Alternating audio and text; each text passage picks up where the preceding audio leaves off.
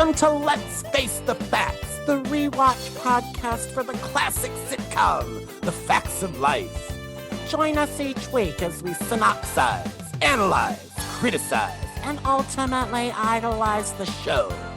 And now, here's your host of Let's Face the Facts, the wonderful David Almeida. Thank you, Matthew Arter. Welcome back to another show. Thank you for downloading and pressing play. Big news this week is I just happened to stumble across the fact that Pluto TV is now streaming seasons 1 through 8 of the show. Now you have to ask yourself, why not 1 through 9? But I'll take what we can get, guys. So that's very exciting. Let's hope that lasts and maybe might even expand to the whole series. How nice to know that there's a place where it has a home. So those cards and letters you've been writing to your Congress people, well, they're really paying off. Thank you. Also, this Sunday is Halloween. That means it's the podcast's 3rd birthday. I've been doing this for 3 years, guys. You've been listening for 3 years. That is insane to me. We have another year to go, a little bit more than a year. Thank you for sticking with it for this long, and I look forward to what's coming down the pike. Now this week, Matthew and I welcome my good friend, actor-improviser Jenn Gannon. Jenn is a super funny, fun gal. So glad I got her on the show. And together we watched and discussed Season 7, Episode 23, called The Graduate, which had an original air date of May 3rd, 1986. Are you ready to jump on in? Let's face the facts with Jenn Gannon. Jenn, I am living for your look. You are gorgeous. Isn't she, though? I love you. You're like a young, gorgeous Bette Midler. Do you get that a lot? Mm-hmm. And I love her. I wish I could sing like her. That would be amazing. Oh, honey, not like her now. Ugh, no. I saw her in Dolly, and she was struggling. When you walk out of Hello, Dolly, and say Carol Channing sang it better, you have issues. Yeah, she was doing all kinds of vocal techniques to hide the fact that she was rough. We got to hear "Before the Parade Passes By." We got to hear that. And I was the only one in the theater that was like, really? Before the parade passes by? Anybody? No? Okay, whatever. But no. You look like a stunning young Bette Midler. If Bette Midler had been pretty when she was young. Oh, God, I love you. Thank you. Welcome, Jenn, and high praise indeed from the one and only, Matthew Arter and his alter ego, Carol Lee. Yeah. And she's like, who the fuck is this asshole? But so glad we were able to make this happen and coordinate this finally. Yay! You're here. It's happening. It is. So before we even really get to the show that we watched, I always like to ask folks, you need not disclose your age, but I'm wondering, did you grow up with The Facts of Life, either in its original run or in reruns? Get out. Get out. So sorry. I'm so sorry. And I'm like, do I tell David and Matthew that I never watched it? Or you know what? I'm just going to lay it on the table. And I looked it up and kind of got some backstory. I'm just happy that I didn't start from the beginning where there was like 50 girls on the show. And I was like, oh God, how do I start? And then like when I watched the episode, I was like, well, I could try to catch up. There's no way. This is season 7. You guys are rolling along. So I'm just like, you know what? I'm going to learn some things. Well, you are in luck, Jenn, in the fact that we are in season 7. And this is the season where the writers, the producers, the director changed and everybody said, fuck the show Bible. So, really, the backstory is completely superfluous to anything that happens now. Much to David's agony and consternation. It drives me crazy constantly because being inconsistent, I'm like, how hard is it? It's like, you were there. I'm watching it every week. You're making it. How hard is it for you to remember how old the character is, or how hard is it for you to remember that Tootie once upon a time said she had 2 brothers, but now somehow she only has 1? Ooh, yeah, that would kill me. This is going to be fascinating to get your input from a completely cold, fresh point of view. Do you at least know Blair, Joe, Tootie, and Natalie? Did you even have any sense of the characters' names? Oh, before I watched the episode? No. I don't. I'm so sorry. I'm just curious, like how, like, I mean, I get it. Like, I couldn't tell you anything about the show Scarecrow and Mrs. King, but like, did you not even know this show existed? I was familiar with the Mrs. Garrett character. Maybe it was through like memes or something, or she looks Family Guy. There we go. Mm-hmm. So I love her. I love her. Like, I would go back and start over and watch it because I love her so much. I love it that you're coming at this fresh. Yes, very fresh. Well, shall we start getting into it? We are going to be discussing season 7, episode 23, called The Graduate. The original air date was May 3rd of 1986. So this episode was written by Barry Vigon, Vigon. This is the only episode that he ever wrote for The Facts of Life. Thank God. Thank you. Previous to this, he had written for Soap, Fame, Punky Brewster. And after this, he will go on to write for It's a Living, Open House, Who's the Boss, and Roseanne. And he would also both write and produce Martin, Malcolm and Eddie, and Veronica's Closet. Guess he got better as he went along. You gotta start somewhere. Yeah, exactly. And the episode was directed by John Boab, who is the in-house director, who has directed all but 2 episodes this season. And we've talked about him at great length. So Jen, or as I love to call you, Jenga, your J-Lo name, I call you Jenga. This is your first time on the show, and this is the time when we like to put our guest on the spot and ask you if you would please provide a 1 to 2 sentence synopsis of the entire episode, similar to the short listing you might find in a TV guide. Go. Will Tootie ease on down the road for her diploma, or will she upset her parents? And why is Natalie bitching again? Come watch. That is perfect. I have 0 notes, Jen. That was perfection. Why is Natalie bitching again? That's what it should say. Absolutely. I just feel with her voice, which is so wonderful. I love her voice, that I'm just like, I could see she just bitches all the time. She is the only Jewish character on the show. And she's not the only Jewish performer. Charlotte Rae is also Jewish, but Mindy Cohn from a very early age showed an affinity for the Borscht Belt vaudevillian, Fanny Bryce kind of delivery of your punchlines. And you see, they write to that. It's so good. I love it.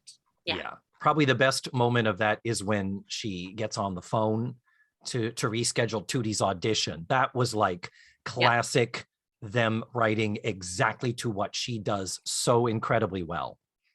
David, I'm just going to have to say it. What? I know I whipped you the last time verbally by saying that you needed to accept some whimsy into your life and just accept certain things now in season 7. Mm-hmm. Yes, I'm listening. I have 3 pages of every line of this episode is wrong. And I hate it. I hate it. I hate it. I'm not going to be a negative Nelly. I'm not. I'm not. But I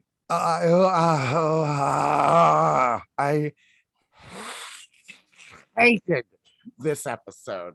And, and it is 99% to do with Tootie. And that is all. So let's go. And I will try to not be. So the episode starts with Natalie at the typewriter, and no sooner does she start typing her story, which, by the way, sounds awful. Like anytime we have Natalie writing something, Jen, it literally begins with, "It was a dark and stormy night." Or, she'll be finishing reading a story and it's, "Then I woke up." Like it is, okay, who writes sitcoms? Writers. Who are the people that are supposed to know good writing or stylistically different? There is no hard pass you can give any of them for Natalie being a lousy writer, but her work is always so superficial sounding. It's anyway. But with Natalie at the typewriter, she's trying to get a story written. And she's also 18 and decided that she doesn't need to go to college to learn about writing. She needs to experience life. So she's the only one she's not in college, Jen. She's just being a freelance writer, when I think the only thing she's published is a letter to the editor from a couple episodes ago, which was wonderful. But but yeah, it's always. And then I think she even says the line, "It was the best of times, it was the worst of times," either in this episode or the apartment. I think it's at the end of the next one when she's reading the story that she had written in her burst of inspiration. Yeah. So the arguments that Natalie is a good writer, I'm not sure there's a lot of evidence to back that up. We talked about that with Ken Reed, didn't we? When she was trapped, Jen, a few weeks ago at a luncheonette somewhere outside of Philly, was it? Which one?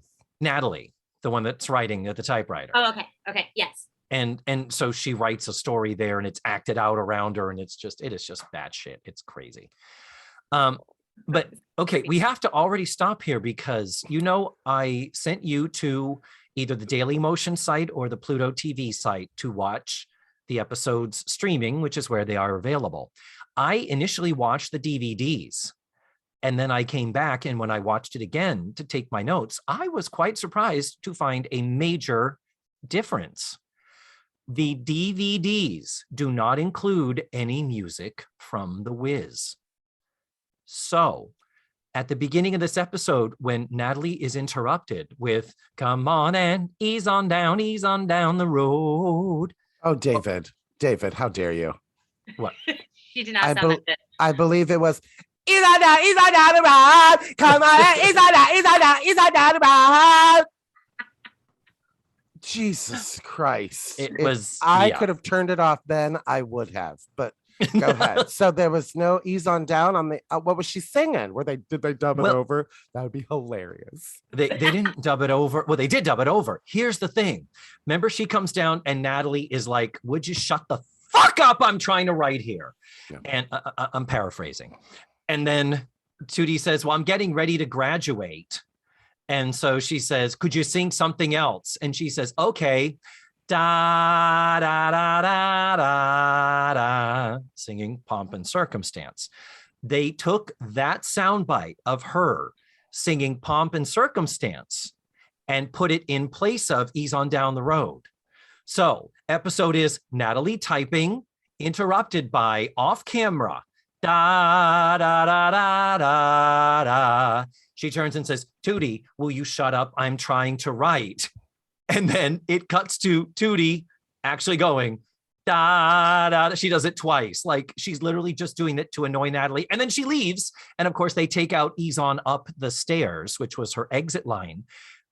I'll see if I can post this on the website. YouTube doesn't like you putting in excerpts of TV shows. I'll see if I can post it on the website, but we just watched it. It is so bizarre. And similarly, when she is at the audition later, literally it's cut to Tootie. She added some flair though at the end, if you want to call it that. Yeah, she did she tried to do a little run.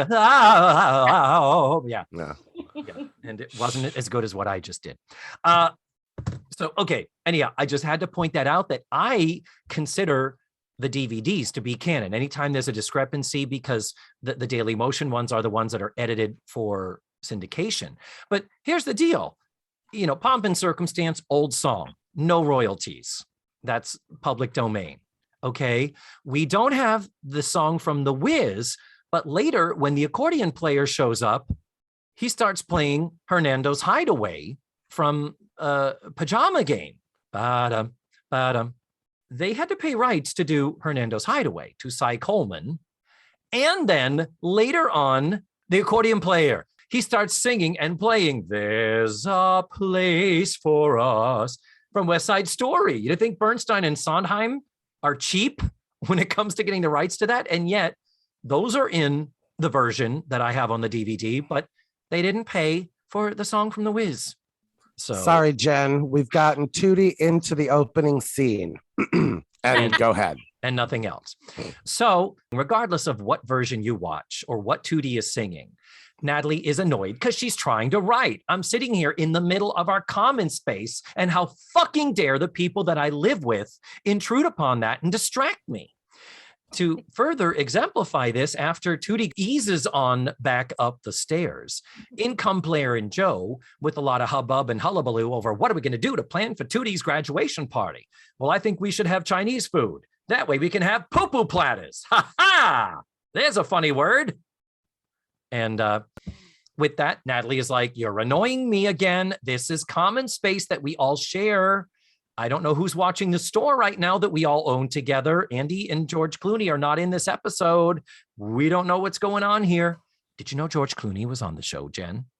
Yeah, with the opening. And I'm like, oh, why couldn't I get an episode with him and his mullet? That would be beautiful. Yeah, it's too bad. We all think that. Mm-hmm. I'm sorry, we do have Andy in this episode, but we know Andy is not watching the store because Andy then comes in and we have, there are, so many TV tropes, Jen. Matthews he hates the TV trope of people lying and lying badly to make sure the audience knows that they're making it up as they go. Yeah. But another trope that is out there that I really hate, because it's like, how often does this really happen? When somebody walks into a room and announces someone behind them, like on the Brady Bunch, presenting the new class president, Jan Brady. Yeah. The idea that, she won. Well, have you ever in real life had somebody come into the room to announce someone else? No, but I take it. We need to hire someone. Yeah, I'm not saying I wouldn't hire someone to do it if I were filthy fucking rich. That's another story. But but the deal is, this is the thing. So Andy comes in with the luggage and announces the fanfare, the return of Mrs. Garrett, because she has been gone for a few episodes. So and the zucchinis. And she brings them zucchinis. There is something so, yeah, Matthew, you've got the look on your face that I had. I was like, Yeah, she's bringing a house full of women some fresh picked zucchinis. These will be in the fridge. You need to eat it in 4 hours for that vitamin D. Since you're not getting any regular D, get some vitamin D, ladies. Stick this in your poo-poo platter. Nah. Sorry, Jen. I have the sense of humor of a 12-year-old boy, Jen. I apologize. That's okay. I started. But just to recap, the last time we had a full appearance of Mrs. Garrett physically on the set of the show was episode 15. So that's quite a few weeks ago. Stakeout Blues, where they had a cop show up, and another TV trope. Yeah, could we use your business for a stakeout because there's a fucking murderer with an Uzi in the neighborhood? If you would just be good citizens and let us cops hang out here. Anyway. But there was a previous episode where she had been labeled as out of town. They got a letter from her. There are some episodes where there's no mention of them. We did get the walk-on phone call in the episode 18 called Concentration. There was mention of her not being back in time for Blair's birthday in episode 20. But the interesting thing is that she talks about having been on a farm, having been back up in Appleton, Wisconsin, on the farm on which she was raised. the original conceit of her leaving the show, being absent, was that her sister Beverly Ann, which would eventually be Cloris Leachman, Beverly Ann's going through a rough divorce and her sister needs her support. So she was going to fly somewhere to see her. And then there was this very, very brief episode where Mrs. Garrett was supposed to show up and babysit for Blair's baby sister. And she's like, well, Beverly Ann and I are in the Winnebago and I'm at a payphone, but we're lost. And tells them the area code. She's in New Jersey and they never make it home in time. And so and now at this point, Mrs. Garrett, no mention of Beverly Ann. Mrs. Garrett's just in Wisconsin, and she will be back there next week, by the way, for the actual season finale. We're going to get just a cutaway phone call of her in a kitchen somewhere in Wisconsin. So it's very, very inconsistent. And it's not one of those like, oh, but it's a show Bible moment. It's like they're all literally sitting in the same writer's room. It's like, okay, Bob and Bob, you wrote that episode where that happened. And then Jeanette, you wrote this. And then Sam, you wrote that. Why are we not holding each other accountable? Oy. Anyway, but the good news is Charlotte Rae is present for this entire episode. And it is very fitting because this is Tootie's graduation episode. That's a big deal because once upon a time, Tootie's school/high school was the central focus of the entire series. Did you know that? It used to take place at the school. No, I did not. But I mean, I'm so sorry. No, I knew they were troubled youth, right? And she kind of took care of them. Right? Close enough. Close enough. It's actually a very she private school for girls. But the first season, Mrs. Garrett was a den mother. And Mrs. Garrett had previously been the maid on Different Strokes, remember? With Gary Coleman and Todd. Did you watch Different Strokes? I don't know. Okay, moving on. You don't like black people? Oh, shit. I probably saw more of that than this. I'm terrible. Yeah. So when Mrs. Garrett comes inside, they make a bit out of her not taking her coat off. Please put a pin in that. Mrs. Garrett sits down with Tootie and first thing, I'm so glad I'm here for your graduation.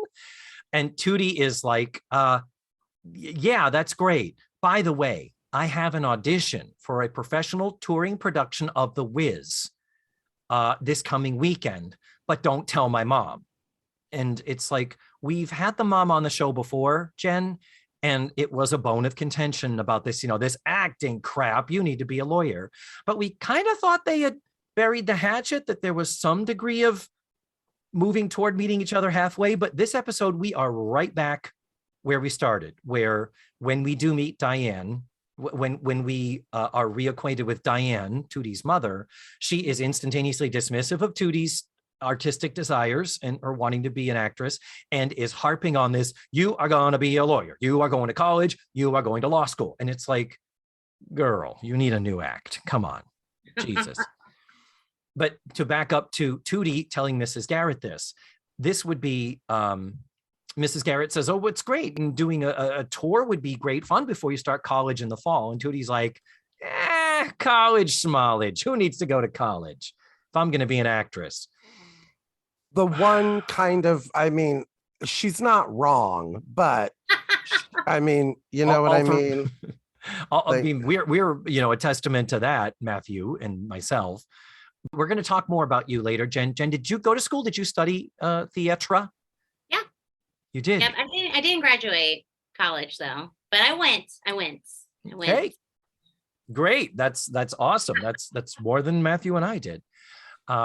So Mrs. Garrett is like, oh, well, you're basically telling me here's a big secret and you can't tell my mother. She's like, oh, okay, it's going to be tough, but okay. As soon as Tootie leaves to go try on her cap and gown, Natalie comes downstairs. And Natalie is like, hey, Mrs. Garrett, good to have you back. I'm moving out.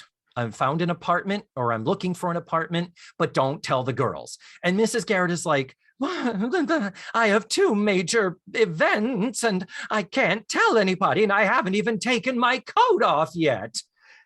Then the doorbell rings. She gets up from the couch, starts to take her coat off, and then puts her coat back on. and then goes and answers the door with her coat on. Like, we couldn't have just dubbed in the doorbell later that clearly she fucked up the cue, that clearly she got up from the couch, went, oh, I forgot that I was supposed to be starting to take my coat off, but the doorbell was going to interrupt that for more, haha, Mrs. Garrett can't get her coat off hilarity. So it was just one of those completely, why would you just in the middle of it start to take your coat off and then put your coat back on? Take your coat off, throw it over your arm, and you can answer the door. Jesus. As the wonderful Tim Williams, I believe it was Tim Williams, said, the words, I can do that better, were never uttered on this set. I forgot. Oh, I forgot. My God, that's so true. He did. He said that, and that wrecked us, man, because he was so right. So right. At the door, Diane Ramsey. This is Tootie's mother, her second and final appearance as Tootie's mother, played by actress Chip Fields, who, guess what, Jen? That's Kim Fields' actual mother in real life. Oh, I love that. And if you love that, she will go on to play Kim Fields' mother on Living Single in the 90s, the next series that Kim Fields is on. Yeah. So she will have 2 series where mom played her mom. So that's lovely. They're close. Oh, I love that. That's great. Mm-hmm. And then she can say the line, I need to take my coat off. Was that your Mrs. Garrett impression? It was. I'm gonna keep working on it. But yeah, that was it. I loved that. And everyone on this show is welcome to do their bad Mrs. Garrett impression to help join me in doing my bad Mrs. Garrett impression. So Diane Ramsey is there. The other trope. This graduation is so goddamn important.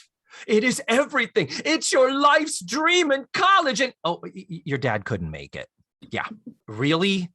You couldn't. I mean, granted, another body in this whole Michigas would have just been, making it more.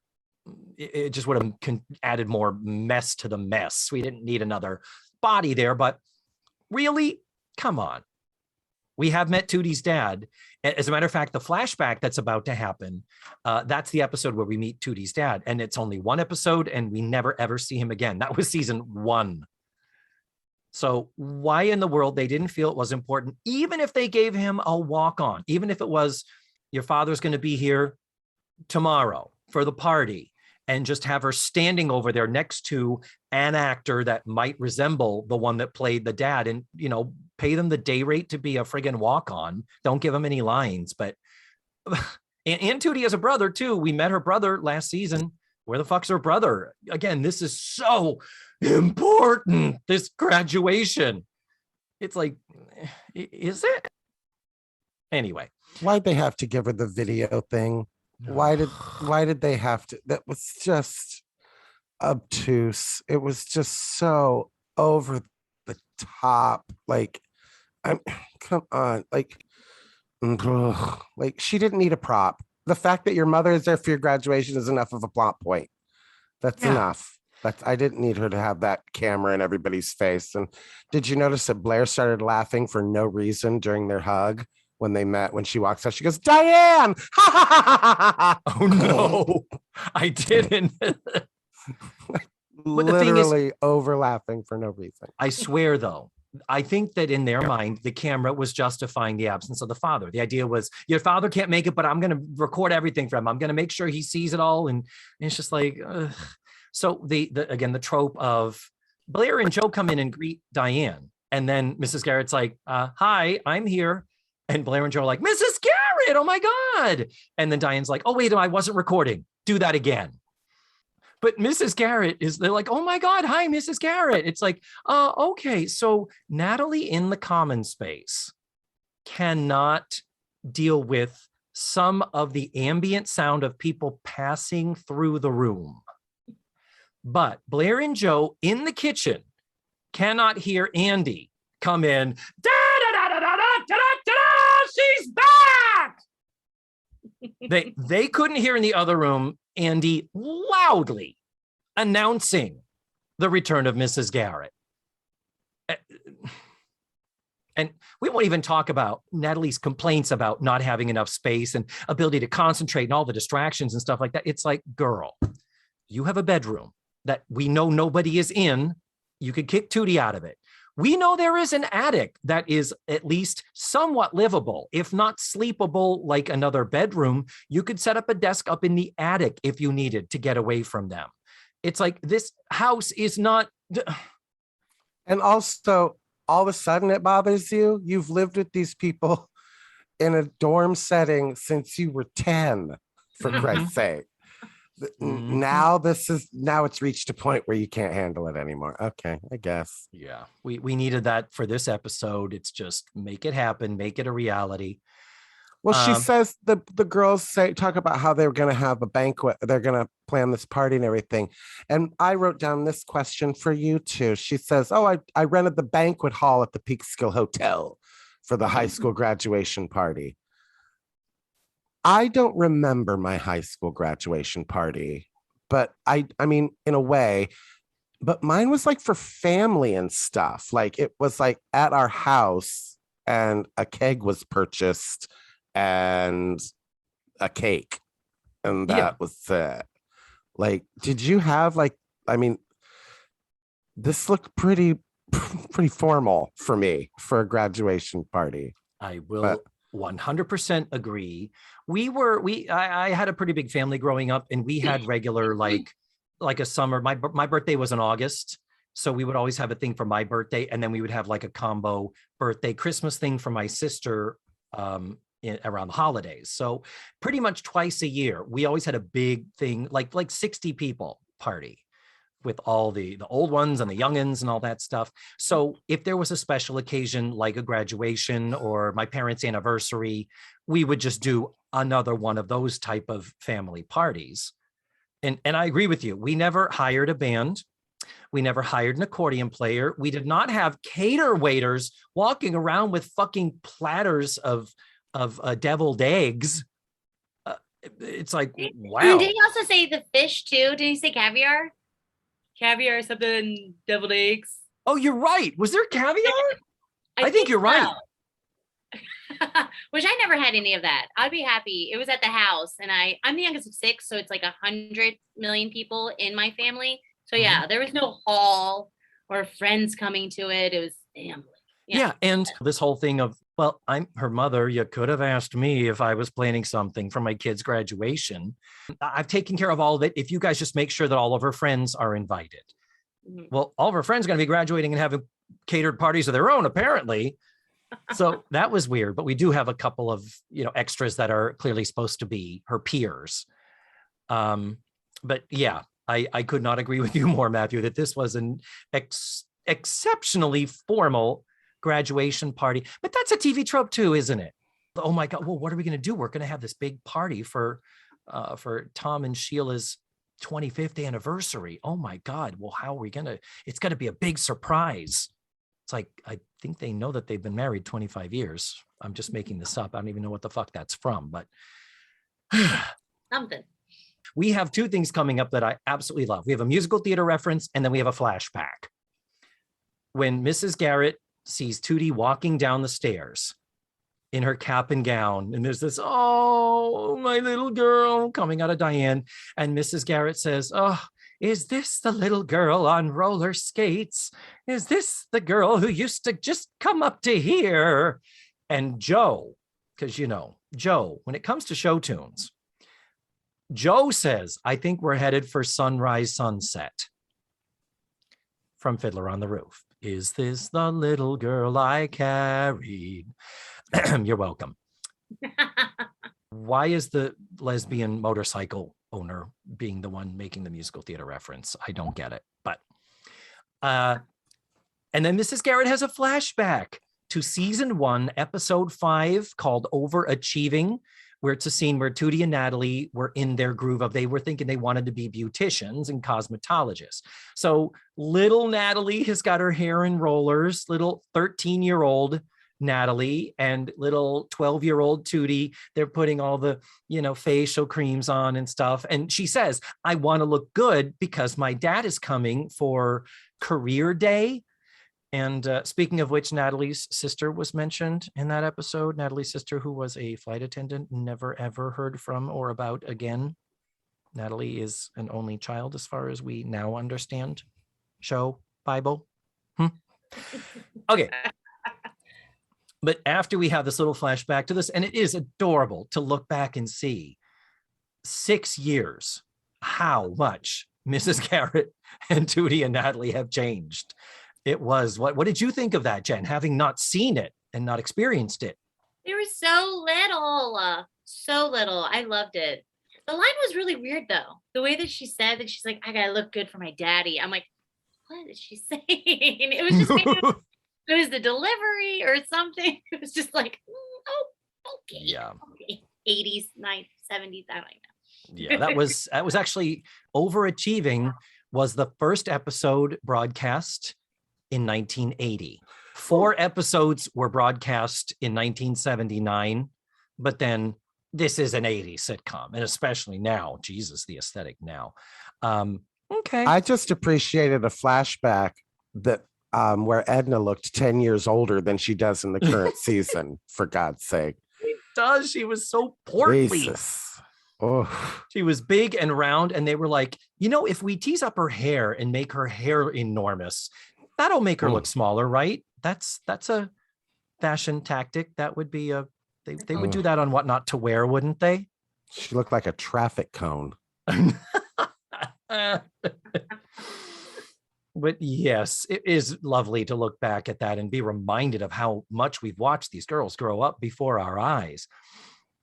So then after Mrs. Garrett has her flashback, Diane, talking about Tootie becoming a lawyer or maybe even a judge, has a flash forward, imagining in a dream sequence, Tootie being the judge who swears in a future president at a future inauguration.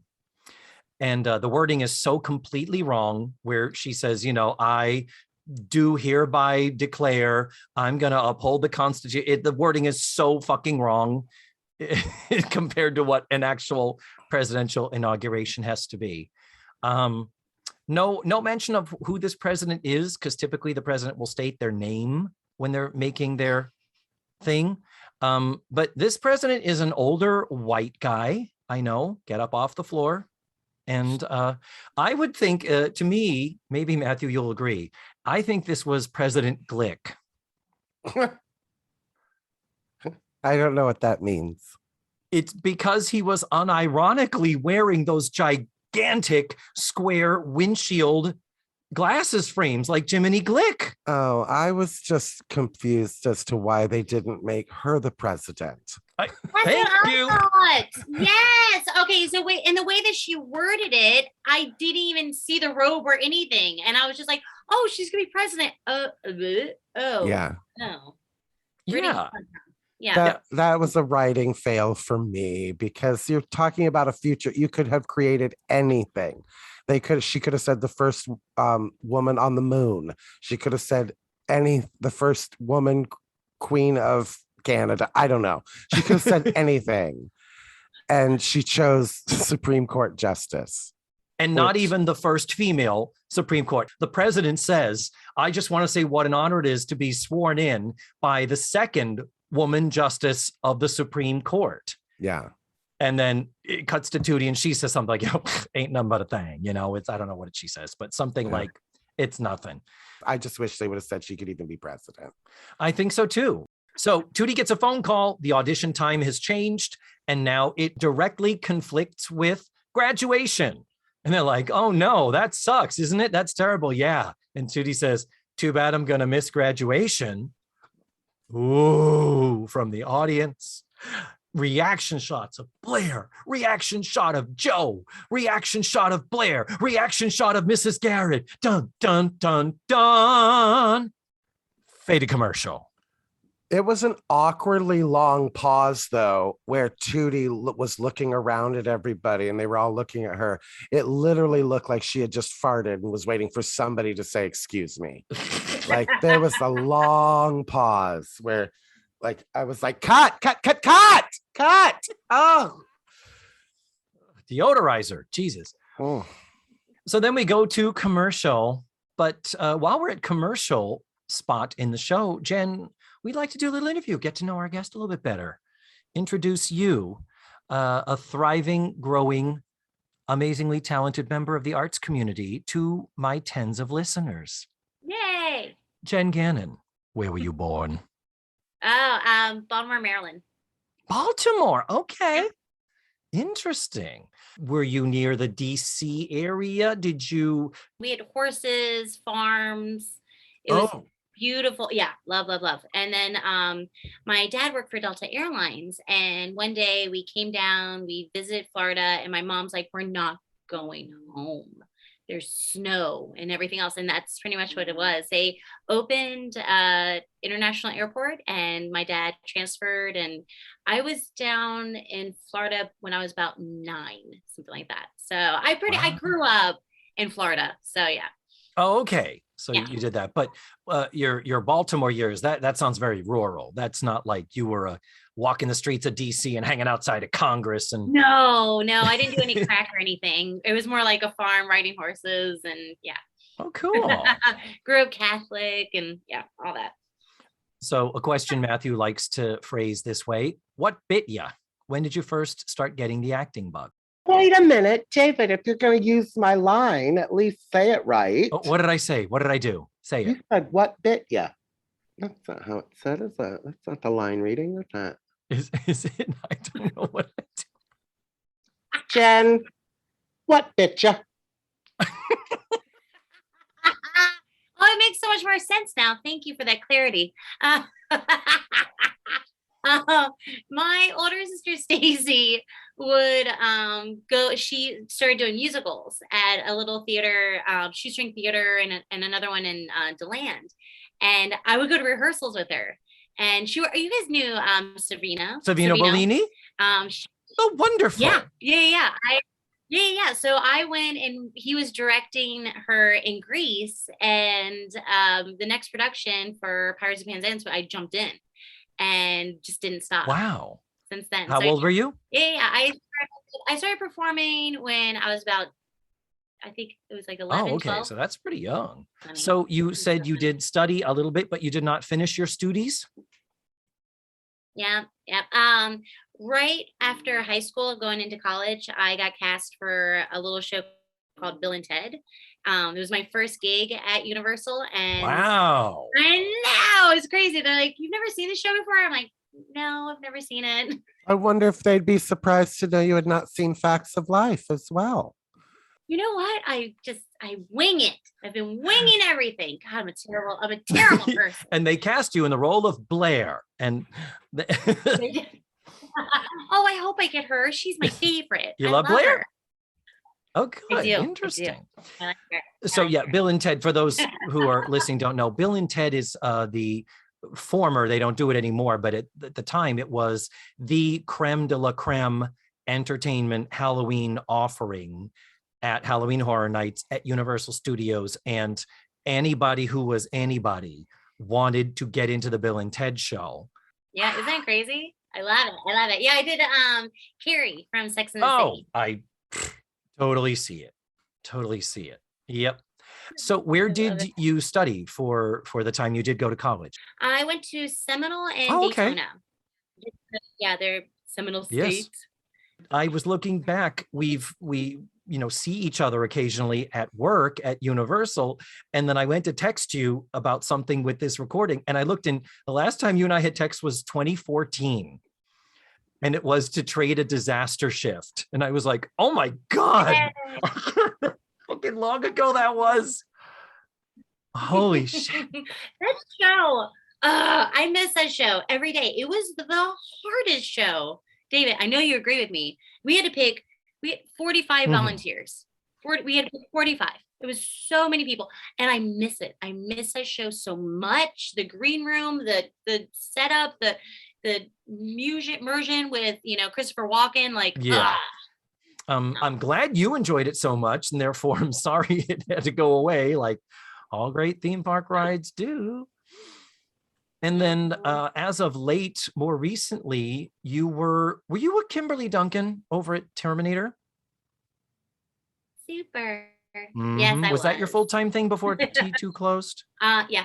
And then since then, we see you on occasion over at the horror makeup show. I'm loving the shilling. It's fun. And you also have done other projects outside. I first became aware of you doing some of the Steve McKinnon shows. I saw you in Psycho Beach Party. Oh, Berdine. That is such a fun show. And I also saw you in The Rabbit Hole at Theater Downtown, which is heartbreaking drama starring our friend, the wonderful Jamie Lynn Marcus. And then, Jen, you also were part of the company of Joe's NYC Bar with a group of locals, a group of local actor improvisers who did the show, not just at the Orlando Fringe. You guys went to fucking Edinburgh and did the world famous Fringe festival that started it all in fucking Scotland. Yep, in Edinburgh. Edinburgh. Edinburgh. Oh my God, I had so much fun. It was amazing. Yeah, and you did that with Tim Williams, Jody Chase, John Pelkey, was he in it? Yes, all of the fuckers. Mark, everyone. Mark Ferreira was in it. John Connon, Christian Kelty, everyone. Wanzi. Oh, we went. Well, Jen, I am so happy that our paths have crossed enough, and I love working with you currently at the wonderful Sleuth's Mystery Dinner Theater. So much fun. And I love you. So anyway, Jenn Gannon, enough about you. We have to get back to the facts of life. We have to figure out how this conundrum, this quandary is going to resolve itself. As we come back from commercial, Tootie and her mother get into it. We've been over it 100 times, first college, then law school. Then if you want to be an actress, we'll talk. I've got to pause here. We went through this before when we were dealing with Natalie. It's like, you know where you're going to college by the time you graduate. That shit's already got to be wrapped up. Am I right? I'm not remembering that incorrectly, am I? No, you gotta take the placement test. You have to apply for different colleges. That. I knew I was going to college and where I was going to college before I left high school. You got to do that shit ahead of time. So the idea that you know your graduation day is Friday, and well, then you've got some plans you got to make, Miss Girl. It's like, but no, this should already have been. These are conversations that should have already taken place months ago.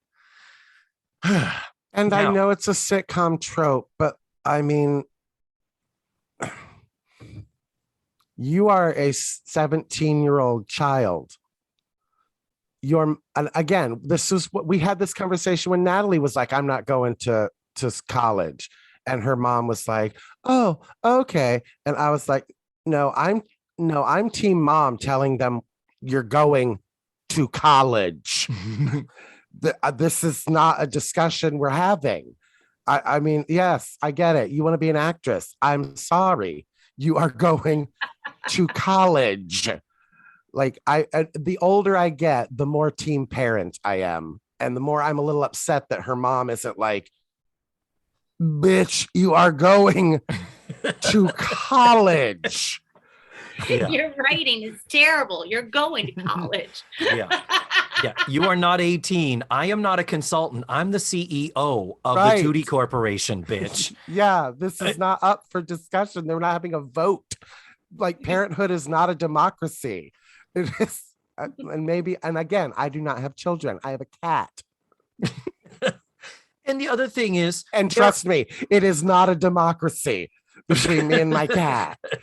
No, she runs this fucking place. It's a dictatorship. Judy. Yes. Well, my thing is that, you know, they have to pare things down to the thing that drives me crazy about sitcoms is how they feel they have to be so reductive.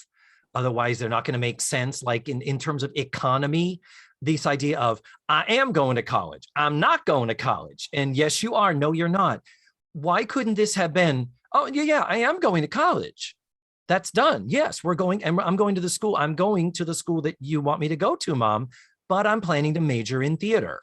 And have her say, no, you want to take theater classes. You still have to have a bigger thing. There are compromises there, or at the very least, there are cans you can kick down the road to say, okay, you're going to get your required courses out of the way the first 2 years, because you are going to college, period. What you're going to graduate with, that's another story. But you can kick that can down the road a good couple of years, from what I recall when I went to college back, and I think it was the Pleioplasticine era. But the fact that they couldn't have just done that would have been something slightly more believable. That college is happening, and anyway. So the deal is, they even turned to Blair and Joe, and Blair and Joe are kind of like, yeah, you should go to your graduation, and similar to like what you guys said. The only thing I can remember about graduation was it was just cool to be there with the kids that I did know. I didn't have a lot of friends in high school, and I was in the concert choir, and we did sing the national anthem. So I did too. Yeah. Okay, I'll post a video. I do have one. I'll post it on the website for this show. But the deal is, I at least there was some level of performance there. I wasn't just sitting there waiting to have a diploma handed to me. And when I graduated from college, 2 years after I was supposed to, took me that long to clean up the courses and finish everything and get my shit together. I didn't walk. I could have walked. I could have, I wasn't living there anymore. I didn't walk, and there was nothing about it because I didn't really know if I wanted to go to college. And Matthew, I'm kind of on the other side of the spectrum where I wouldn't have a problem with a kid who says, I want to take a year off. I would be like, okay, but the next year you will be going to school. You want to take a year off and just work? You want to start paying me rent or get an apartment with your friends and just get a little taste of the real world and then go back into it? I would totally be up for that, because I think I could have benefited from a year to kind of figure stuff out. I just went to college because it was the next thing to do, and I didn't know what else to do. I've said it before, and I will say it again, as a now middle-aged man who is unemployed and has sent out more job applications in the past year and received 0 interviews.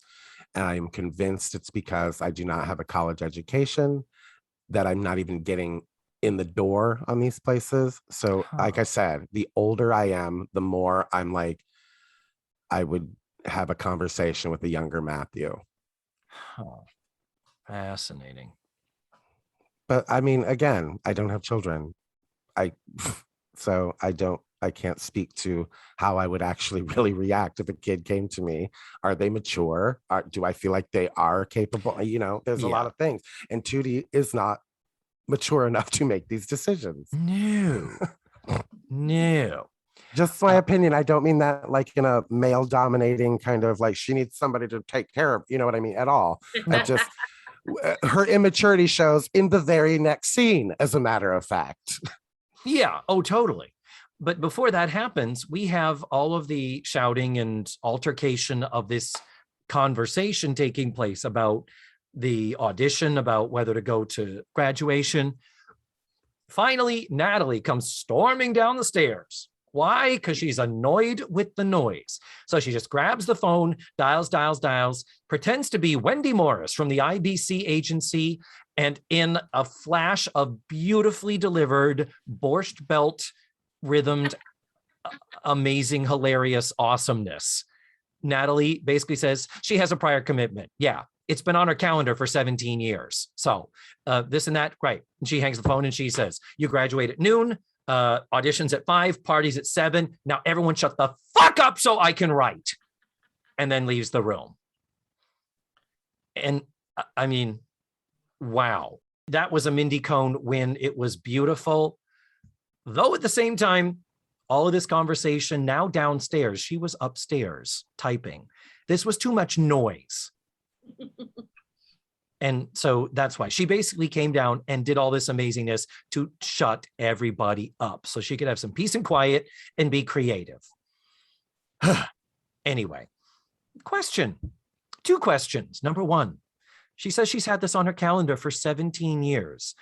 Tootie, as a 17-year-old, could she even go on a touring company, professional or non-professional, without her mother's permission? Ooh.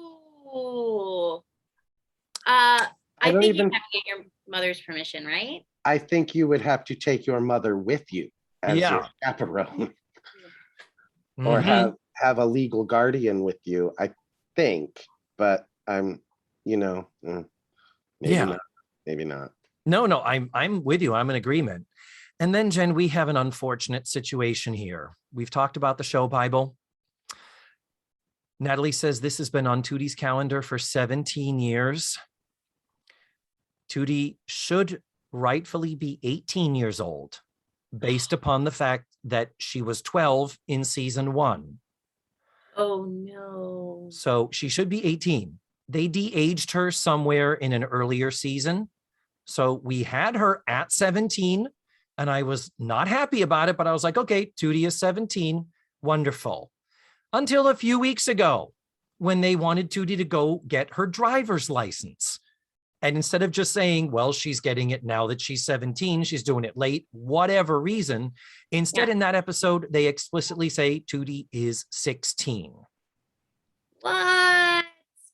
Oh, during the flashback, she was putting like the face cream on for her dad for career day. How old was she then? The character was 12. Kim Fields. So little. Kim Fields was 10, playing 12. Okay, yes. So part of what they were doing, de-aging her this additional year a few weeks ago, it's because Kim Fields was getting her driver's license because Kim Fields was 16. And it's, again, she's 16, and then a few weeks later, we have to have her graduate. Nobody is 16 when they graduate from high school. That's too young. It's like you can't get into school in the cycle of where your birthday is and be 16 and graduate, unless you're a genius and take the things early and, they recruit you to NASA. Matthew gets exhausted because I will not stop harping on the inconsistencies of the ages of the girls. So I will not talk anymore about it. All I was saying is, in this season, Tootie was supposed to be 17. The driver's ed episode, they made her 16. And now as she's graduating at the end of the season, somehow conveniently, they've made her 17 again. I'm just going to keep sticking with Tootie is 17. And then next season, she will be 18. I have spoken. So then we go to the party. The party's in full swing. Live band, waiters, as we talked about. A ridiculous display. Andy, the horniest 12-year-old boy on television, Jen, is trying to pick up a high school senior. He claims to be in high school too, says he drives an Alfa Romeo. Again, you're the dog chasing the bus. What did you think you were going to do with the girl? I'm telling you, Carl Anthony was it Carl Anthony who labeled him the horny child, Matthew? Yes. Yeah, we have Carl Anthony to thank for that. Oh, Carl said that today. I love that. Yeah, that little kid is crazy. He's like, I guess I'll go after 15-year-olds then or something. Yeah, and I'm not going after 16-year-olds. I'm going to go after 15-year-olds. I'm going to lower the bar a little bit. But it's just ridiculous. So Natalie shows up late, but it's because she's found the perfect apartment. And the perfect apartment. Put a pin in that until next episode. The season finale, right? It is. Oh. And spoiler alert, the apartment is a shit hole. Oh my God. Holy fuck balls. Well, you know where it is if you want to watch it. Do so at your own discretion because it's another pip of an episode, Jen. But they also noticed that Tootie's not there. So Mrs. Garrett says, oh, she's still at her audition. She must be knocking 'em dead. And then we cut to Tootie's audition. Oh, bless her. This is face palms. Face palms hashtag that I am doing because this is not the only time on a TV show where they have shown us an audition that is so completely wrong and fucked up and just not anywhere related to the reality of what an audition is. And I find it so uncomfortable and so embarrassing, and it is so hard for me to watch. This was excruciating. Do you agree? What about the pigtails? Like that really horrible, pathetic pigtails that she had in the post. I'm like, oh, come on. The pigtails is part of the problem, Jen, because when do you dress like a character for a fucking audition? When do you go in costume? That's like fucking community theater. Nah, she's gone on tour. Yeah. But yeah, to talk about some, Matthew, I'm sure you have notes and I just can't. Well, is this what middle America thinks auditions are? Is this what non-showbiz people think it's like to audition? Apparently so, yeah. It's not. And no. I mean, it's like, you've done this before, Tootie. Like you're an actress. You should know the first rule of auditions is don't show up in a costume, for Christ's sake. And another audition, no, don't sing a song from the show. Cringy.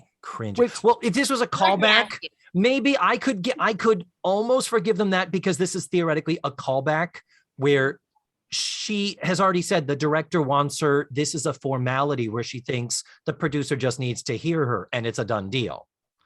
So I could almost forgive that, but continue. I'm sorry I interrupted. No, that's it. This would play so much better if she was good.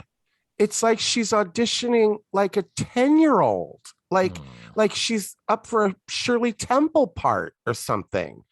And it's just Kim Fields is good. Why is your choice when you have to play an actress to be a bad actress? Why wouldn't you make Tootie a good actress? I could not agree more. And then the whole thing of they say, very nice, thank you. And later on in the episode where she says, they said, thank you. Everyone knows when you're an actor, that's the kiss of death. I wrote that down. I'm like, what? No. Not. I've never heard of that before. Or should I have known? No, it's not. Okay, they said very nice, thank you. If they had just said thank you, then it might be. And then she made it awkward with the producer, now director, because she didn't leave. No, exactly. She stayed there. She's like, but I got the part, right? And it's like, huh? We're her going, wait, that's it? Well, you don't have to see anybody else. I'm Dorothy. The director says I'm Dorothy. And the voice says, well, I'm the producer and I'm directing the show now. That director's no longer on the project. And then she starts pleading for the role and acting cringy and quoting the songs in her speech. And finally, the man dismisses her. And now this goes out the window. You haven't experienced life yet, young lady. We're looking for someone with a little grit to play Dorothy. From the Wizard of from Kansas. Who is 16, by the way. The role of Dorothy Gale is 16. Not 24-year-old Diana Ross in the movie. In the stage version of The Wiz, Dorothy is 16, just like Judy Garland was in the original Wizard of fucking Oz. It is so fucking cringy. And there is no reason this scene could not have been written to make sense and reflect some form of reality. To have her sing and have him say, that's very nice, thank you, we'll let you know. And have her say, thank you so much. Oh, I had thought that Johnny was going to be here too. Oh yeah, Johnny's not the director anymore. It's just me, the producer, and I'm choosing it. And she's like, oh, we're seeing other people and we'll let you know. Thank you. But then to tag with, you haven't experienced life yet. This is going to come back. This is critical to the text of the episode, the subtext. Can I ask Jen a question now? Because Please. I would like your opinion on it as well. Have you had a terrible audition? Have you ever had an audition where you were just like, I'm going to go? Yeah. I would have to say all of my Disney auditions, just considering the location that they have them, the echo chamber, for some strange reason, I don't understand why it's in that building.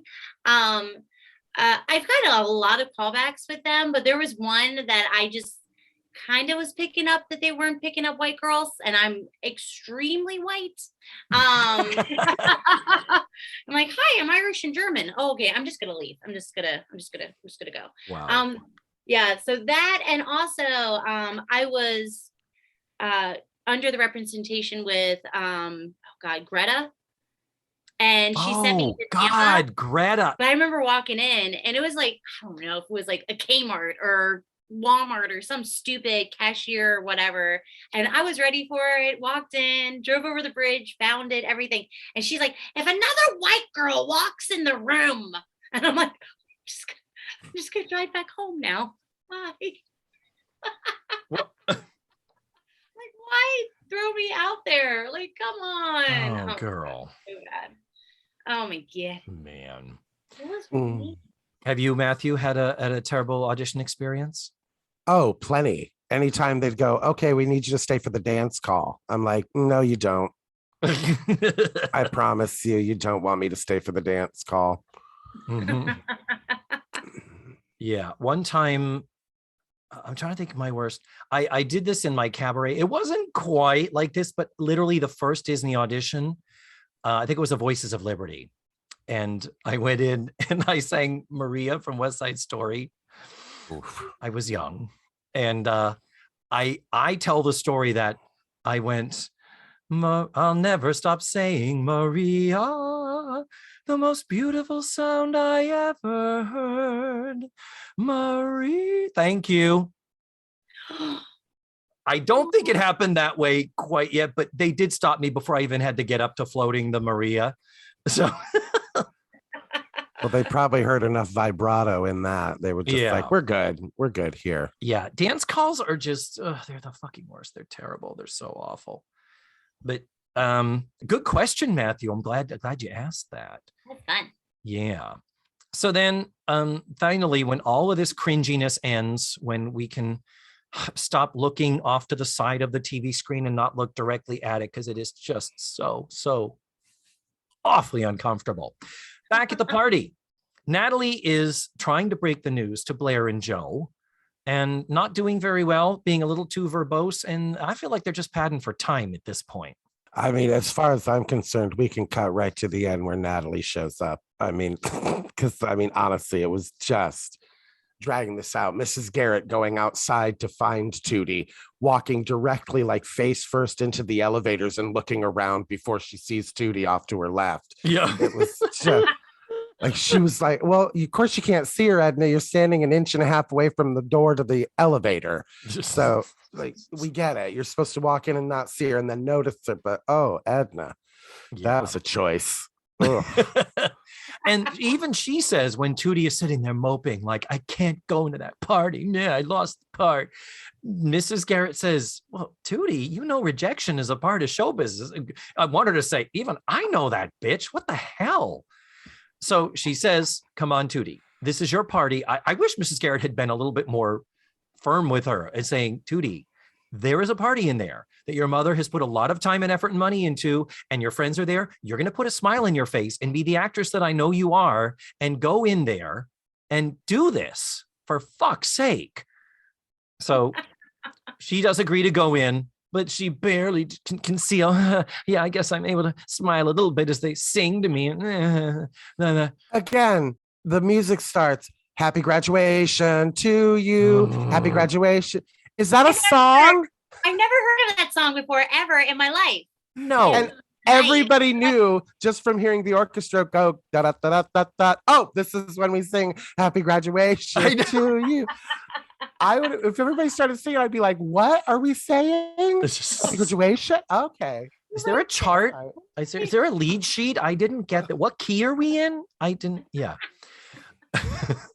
So, Tootie breaks down after somebody mentions a drama club award that she received during graduation. And Tootie breaks down. It's like, what is this? What's going on? And Tootie's like, I didn't get the part. And Diane is all like, oh, darling, that's terrible. I'm so unhappy to hear that. Well, it'd be funny if she did that, actually. Yeah. I mean, yeah, something interesting, at least something honest. So finally, Diane says in that great parental way of, well, she didn't get it. So I'm safe to say, oh, sweetie, if I'd known you wanted it bad enough, I wouldn't have stood in your way. And those are words that will come back to haunt us. We got one more line, David. We can do it. So then Natalie goes up to give a speech saying, congratulations, Tootie, on graduating. And everybody, I've rented an apartment and I'm moving out. I know we're all here to celebrate Tootie, but I'm going to make this all about me. That was so weird. It was so awkward. And Natalie says, if I'm ever going to be a writer, I need to experience life, the pain, the suffering. And then Tootie goes, the grit. He was right. I'm never going to be an actress until I experience life. And thanks, Mom, for not standing in my way, meaning that one line you just said, I'm taking you at your word, and apparently you are going to keep your word there in the next episode. Tootie runs up. I have an announcement too. Natalie, I'm moving in with you. Wop, what up, wah. To be continued. Ish. Jen, I know we only gave you the first half of this two-parter. You're welcome. Please feel free to enjoy the other part of this, but Tootie's mother is not in it. The whole conflict of Tootie being an actress versus school and whatever, totally not there. It's literally, this episode could have ended instead of Natalie being, what? This could have been Natalie saying, that's great, Tootie, awesome. Put their arms around each other and just have it be a standalone episode. Yeah. Because but really, they're linking it for no reason. Yeah, I mean, it's fine. And this wasn't an hour special. This was a two-parter. Next week, the second part of this did air a week later. It's not like it was a special hour-long Facts of Life. But yeah, next episode is literally just them moving into an apartment. And the hilarity that ensues there. None of these graduation things, career choices, maternal conflicts, none of this is there in part two. It's really a very standalone episode. Oh. So otherwise I would have subjected you to the other half and we would have discussed it and done two shows out of it. But again, I like you too much. Oh, I love you. What are some thoughts, Jen? What did you think jumping into the show like this? Oh my goodness, I love it. I want to watch it because this is up my alley on just, after Andrew goes to bed and I watch girl shows, I'm just over Lucifer. So I'm going to need something to jump in on. And now I have the Pluto is what I put on my Apple. So I can totally jump in it from the beginning. I'm loving the hair. Oh my God. Oh. All the mullets and the bangs. And that's why I wore my hair big. I had to.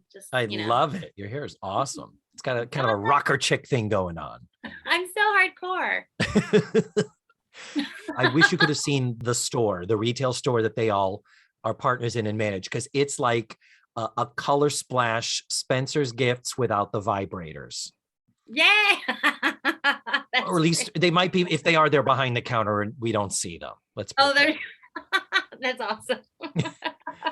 So, but yeah, the aesthetic of this is really, it does get 80s-tastic, and the writing has taken a significant dip this season. Matthew and I are talking about it all the time. Oh, look at his shock. Matthew just went, what? I will say this. I paused at the end of this episode and I was like, you cannot go on that podcast and just rip it apart, which I did. But I will say this. It is no different than the episode of The Golden Girls when Rose and Blanche are in the community production of Cats, for Christ's sake. Two 60-year-old women in cat suits. Yeah. It is no different than the episode where they become the three merry widows or whatever, and they're the dance troupe, you know? So it's just delightful 80s fluff. This is what middle America thought acting was. I personally would have written it to where she bombed the audition, but we didn't see it. Like, she would have come back and had that conversation with Mrs. Garrett about how awful the audition was, and just allowing us to envision, well, it would have been fine if I hadn't stepped in bubblegum the minute I walked on stage and then had to stand and sing on the stairs. And it would have been nice if the piano player had played it in the octave that I wanted to sing it in. I sounded like Maria Callas trying to sing Ease on Down the Road. You ever heard Maria Callas sing Ease on Down the Road? You never will. You know, I would have written it so the audition went so ridiculous, but we didn't see any of it.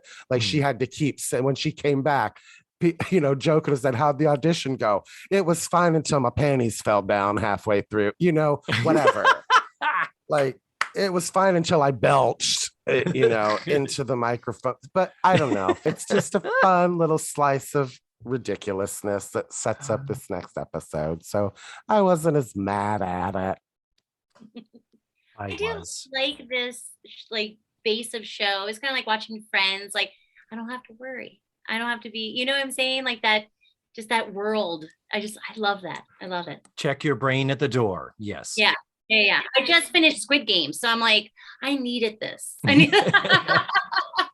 And you don't have to know anything about their characters. You got who they were from this episode. You get who they are. See? True. Yes. Here for it.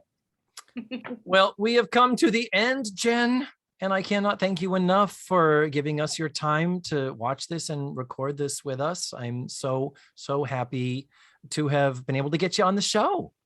Until next time, smooches, my dear, and goodbye. Mwah. This is a blast. Matthew, David, thank you. I loved it.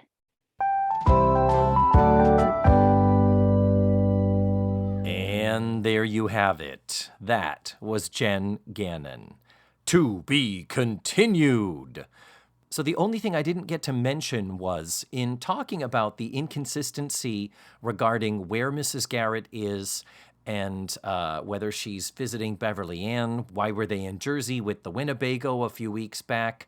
The only other thing I meant to bring up is, I believe in an episode of Different Strokes, Mrs. Garrett mentions that she has a sister who lives in Seattle. So I don't know if that could be a different sister. I suspect not. But I don't think that Beverly Ann is from Seattle or at any point has lived there. We will find out as we very soon will be entering the Beverly Ann years of the show. Those are going to be fun and interesting. Yeah, that's the ticket. But until then, next week, we still have to close out season 7. That's going to be with my friend, actor Dan Johnson, and it's going to be season 7, episode 24, called The Apartment. You can watch the show ahead of time for free at dailymotion.com or at Pluto TV. I will post links in the show notes and on this episode's webpage. That is all for now. Thank you so much for listening to this week's show. And remember, the facts of life are all about you.